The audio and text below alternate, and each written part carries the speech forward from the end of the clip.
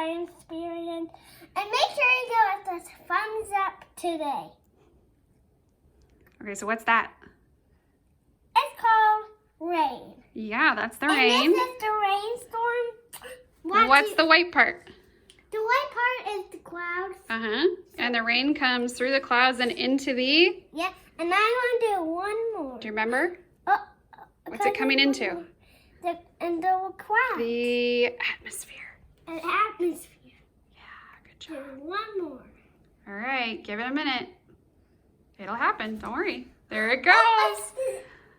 There it goes. Okay, I'm going to do it again. There's that rain. Can I do it again? Yes. Rainstorms, rain clouds. Everywhere. Okay, for parents at home and kids, you fill it almost to the top with water and just do a very thin layer. Thanks to US water. Exactly. Very thin layer of clouds of shaving cream. Can I do it one more time? But don't buy at the store the actual cream because that doesn't work. Buy Buy shaving I'm cream. going to do it again. Okay, one more drop. Then we got to say bye to everybody. And thanks for doing science experiments with us.